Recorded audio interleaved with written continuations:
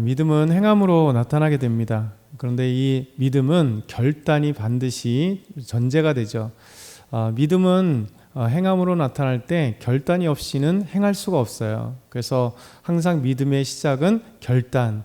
그러니까 내가 하나님의 말씀을 들었을 때 이 말씀을 내가 지켜보리라.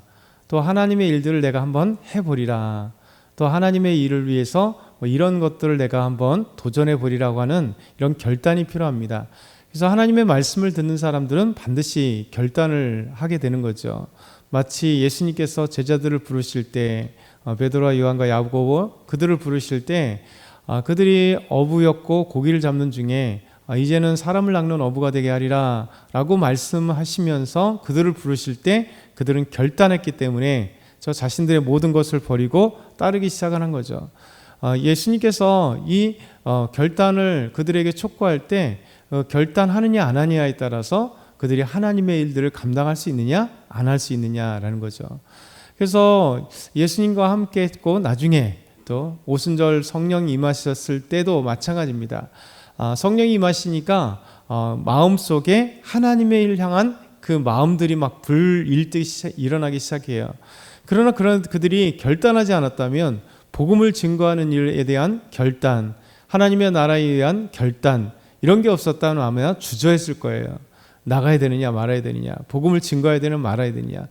그들이 잡혀갔을 때 베드로와 요한이 어떻게 여기서 사람들에 의해서 막 복음을 그만두어라 막 이렇게 억압당하고 얘기할 때 만약에 주저했다면, 결단하지 않았다면 그들은 빨리 감옥에서 풀려나는 일이 더 급선무였을 겁니다. 근데 그런 거에도 불구하고 너희 말을 듣는가 하나님의 말씀을 듣는가 어떤 게 더 옳은가 판단하라 담대하게 외치면서 믿음의 일을 결단하고, 그리고 그 결단으로 끝나는 게 아니라 행함으로 나가는 거죠. 그래서 우리는 이제 항상 믿음의 일들은 우리가 그리고 결단하고 나서 기도해야 되고, 그리고 하나님의 일들을 순종하는 그 단계로 나아가야 됩니다. 에스라도 마찬가지입니다. 에스라가 하나님의 말씀 가운데 죄를 회개하고 나아갔을 때, 그리고 너희들이 이방 여인들을 삼고 너희들이 하나님 앞에 가증한 일들을 행했다라고 선포했을 때 그에 대해서 말씀을 듣고 한 귀로 들렸다 한 귀로 흘러보냈다면 아마 이스라엘의 변화는 없었을 겁니다. 이 유다 백성들의 변화는 없었을 거예요. 근데 이 말씀을 듣고 그들은 결단했습니다. 그리고 행동으로 옮겼던 거죠. 그것이 바로 첫 번째, 에스라가 아내로 삼은 이방 여인들을 버리라고 할 때 유다와 베냐민 사람들이 말씀대로 행하겠다고 결단합니다. 그리고 그대로 행동을 옮기죠. 우리 9절부터 12절 한번 같이 9절부터 12절 읽겠습니다. 유다와 베냐민 모든 사람들이 3일 내에 예루살렘에 모이니 때는 9째 달 20일이라. 무리가 하나님의 성전 앞 광장에 앉아서 이 일과 큰 비 때문에 떨고 있더니 제사장 에스라가 일어나 그들에게 이르되 너희가 범죄하여 이방 여자를 아내로 삼아 이스라엘의 죄를 대하여 하였으니 이제 너희 조상들의 하나님 앞에서 죄를 자복하고 그의 뜻대로 행하여 그 지방 사람들과 이방 여인들을 끊어버리라 하니 모든 회중이 큰 소리로 대답하여 이르되 당신의 말씀대로 우리가 마땅히 행할 것이니이다. 아멘. 유다와 베냐민 모든 사람들이 에스라의 말씀대로 이제 그들이 3일 내로 예루살렘에 모였습니다. 그때 9째 달 20일이라 좀 우기 때이죠. 그러니까 큰 비 때문에 그들은 우리 계절로 한다면 이제 겨울 때, 그때 우기니까, 그러니까 큰 비가 내리니 얼마나 춥겠어요. 저 우산이 있는 것도 아니고 우위를 입는 것도 아니고 그들은 그 비 맞는 그대로 거기에 있고 겨울철이니 또 추운 거예요. 우기니까 또 추웠던 겁니다. 그러면서 그들은 얘기합니다. 이 큰 비 때문에 우리가 떨고 있습니다. 그리고 많은 사람들이 함께 모였는데 이 큰 비를 맞고 저희들이 떨고 있습니다. 그러면서 우리가 범죄하였습니다. 그러면서 이방 여인들을 우리가 이제 보내겠습니다. 라고 하면서 너희 조상들이 하나님 여호와 앞에 자복하고 그의 뜻대로 행하여 그 지방 사람들과 이방 여인을 끊어버리라 하니, 에스라가 이렇게 말씀하니 모든 이 회중이 큰 소리로 이야기합니다. 당신의 말씀대로 우리가 행하겠습니다. 이게 얼마나 중요한지 몰라요. 하나님의 말씀이 임하면 그 말씀에 변화되는 사람들이 믿음의 사람들이에요. 그러니까 하나님의 말씀이 내 안에 들어오면 막 자극이 돼야 돼요.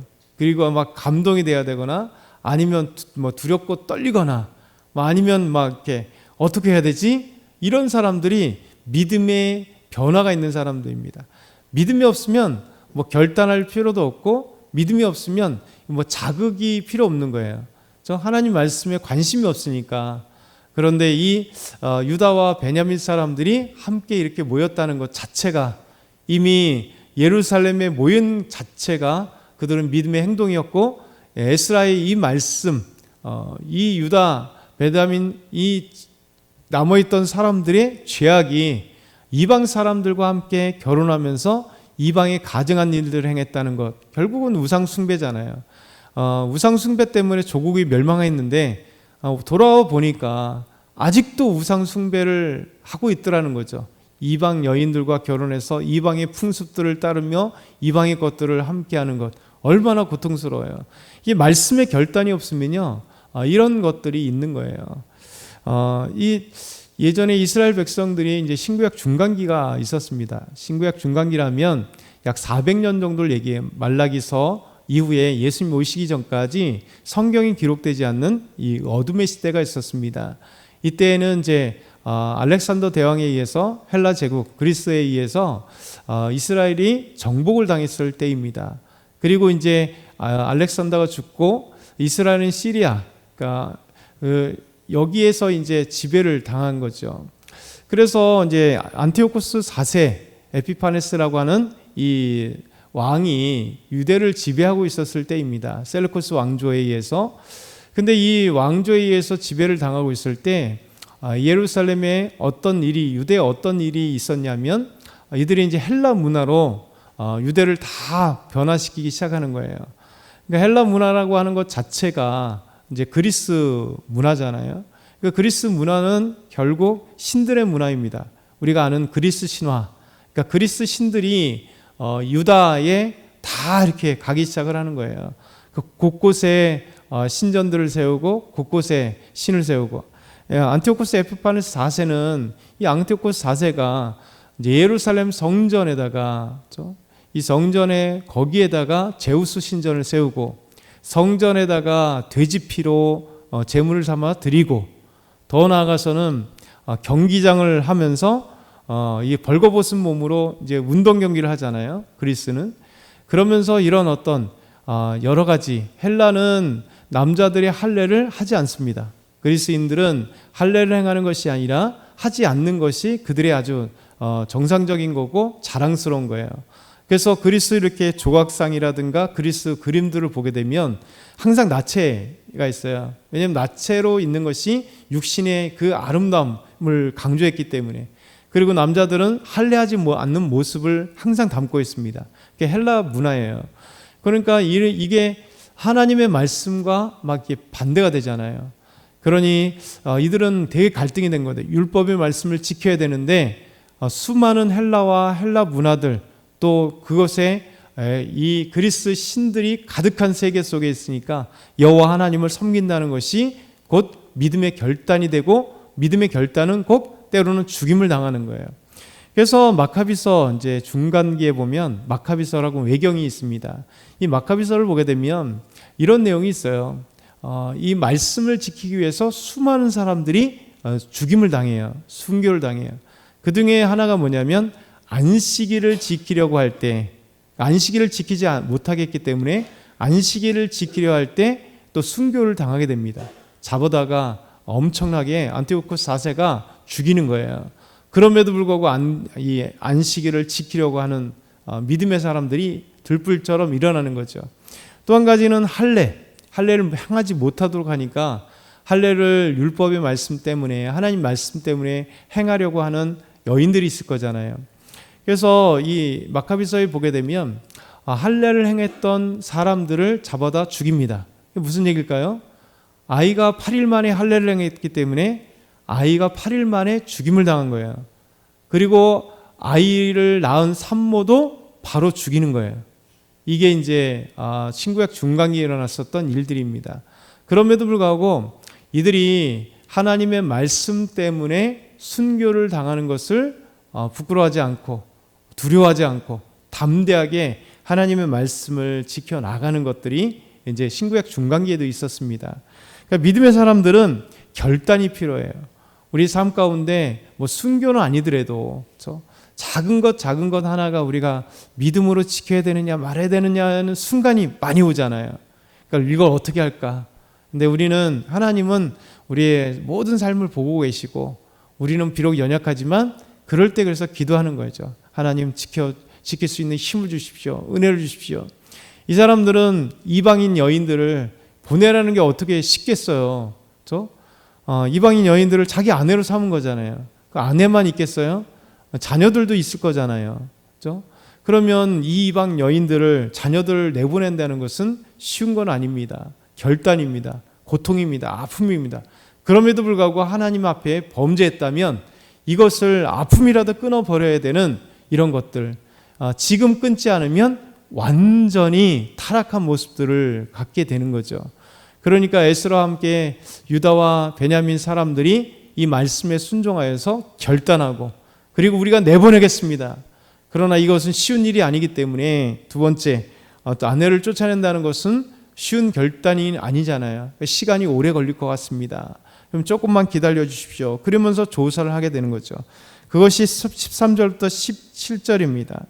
백성이 많고 또 큰 비가 내려서 능히 밖에 서지 못합니다. 우리가 이 일로 크게 범죄하였으니 하루 이틀에 할 것이 아니오니 이제 온 회중을 위하여 우리의 방백들을 세우고 우리 모든 성읍의 이방 여인에게 장가든 자를 다 기한에 각 고을의 장로들과 재판장들과 함께 오게 하십시오. 그리고 하나님의 진노가 우리에게서 떠나게 해주십시오. 그러면서 그들은 다 한자리에 모여서 이제 조사하기를 시작하고 이제 17절 이 모든 이방인 아내를 맞이한 사람들을 조사하기를 마쳤다. 그럼 이 무작위로 할 수는 없잖아요. 하나님의 사람들은 지혜가 필요합니다. 그래서 하나님의 말씀의 순종은 지혜롭게, 그래서 이 모든 것을 철두철미하게 죄악의 근본을 뽑기 위해서 그들은 말씀에 순종했고 그리고 결단했고 그리고 실행에 옮기면서 행동하는 믿음을 갖고 이방 여인들과 결혼했던 모든 사람들을 조사하고 그래야 그 이방 여인들을 쫓아낼 수 있는 이런 것들이죠. 그래서 우리가 믿음으로 산다는 것은 때로는 손해볼 수 있어요. 믿음으로 산다는 것은 때로는 힘들 수 있습니다. 근데 그 결과는 하나님의 은혜예요. 또 하나님의 복입니다. 저와 여러분도 이 말씀들을 오늘도 기억하면서 우리가 믿음의 결단과 삶의 행동으로 하나님께 우리의 믿음을 아름답게 보이는 저와 여러분 다 되게 소망합니다.